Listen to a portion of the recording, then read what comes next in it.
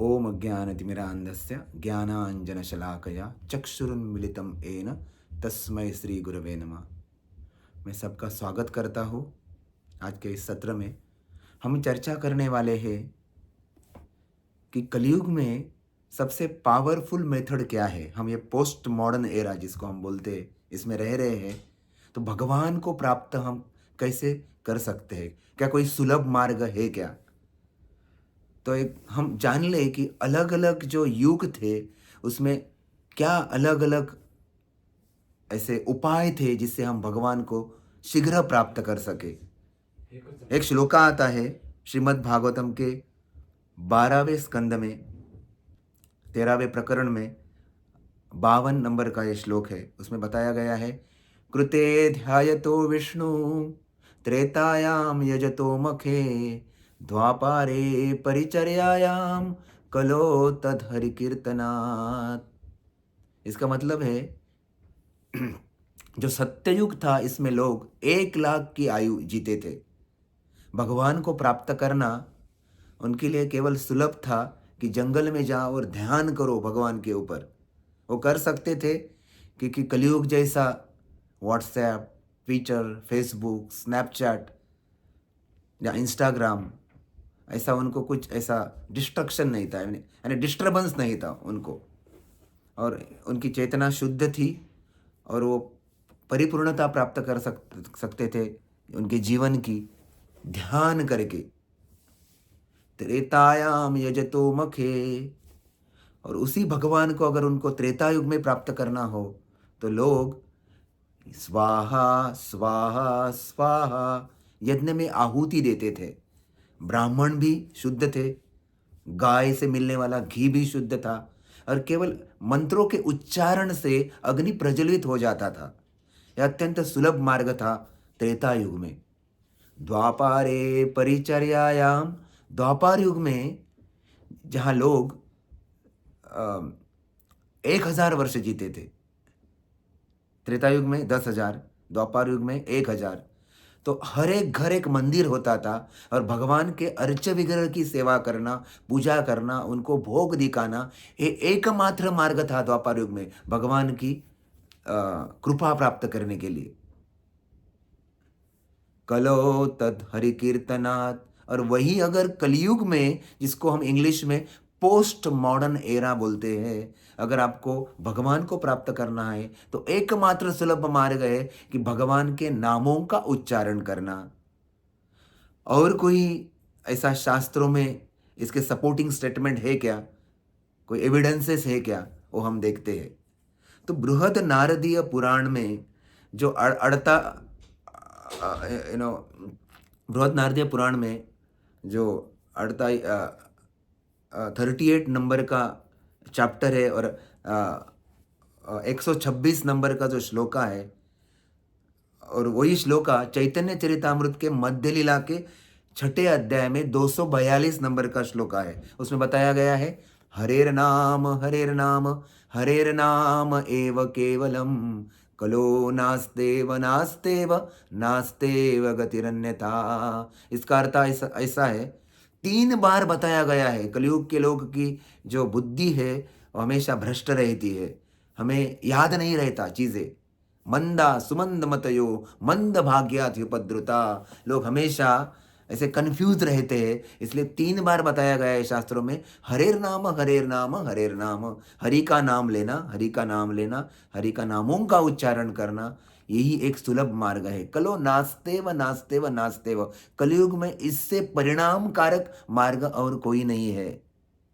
तो कभी कभी हमारी माँ जब हमारा दूध वाला भैया आता है तो उसको बताती है, कल मेरे मेहमान आने वाले हैं, कल 2 पैकेट नहीं, मुझे 5 पैकेट चाहिए दूध के। दरवाजे पे ही बताती है, उनको मालूम है वो भूल जाएगा। वो सीढ़ियाँ नीचे उतर रहा है और एक बार उसको बताया जाता है, और वो अपने बाइक को किक मार रहा है तो तुरंत ऊपर से अपनी माँ चिल्ला के बोलती है, भैया याद रखो, मैंने बताया आपको 5 पैकेट लाओ, कल हमारे घर में मेहमान आने वाले हैं। तो कलयुग में हमारी बुद्धि इतनी भ्रष्ट है, हम याद नहीं रख पाते, इसलिए 3 बार ये बताया गया है, ये हरेर नाम इस श्लोका में। और ये कलयुग का धर्म क्या है, युग धर्म क्या है, ये बताने के लिए श्रीमद् भागवत के 11वें स्कंद के 5वें अध्याय में जो 32वां श्लोक है उसमें बताया गया है। कृष्णवर्णम अत्विषा कृष्ण सांगोपांगास्त्र पार्षदम यज्ञे संकीर्तन प्राय यजंती ही सुमेधसाम। सुमेधसाम यानी जो बुद्धिमान लोग हैं वो कलयुग में उस भगवान की पूजा करेंगे।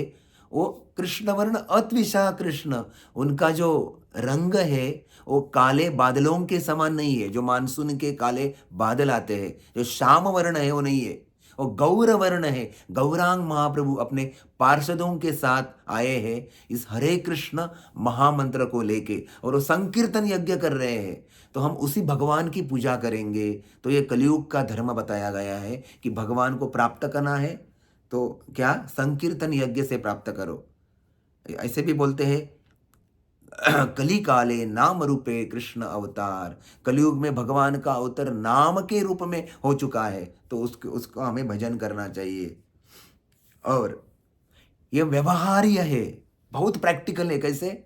नाम नाम कार्य बहुधा निज सर्वशक्ति तत्रार्पिता न नियम्य समय न कालः। इसका मतलब है ये चैतन्य चरितामृत के अंत लीला में जो 20वां प्रकरण है, इसका छठा श्लोक है, उसमें बताया गया है ना कोई भी ये नाम का उच्चारण करने के लिए नियम है।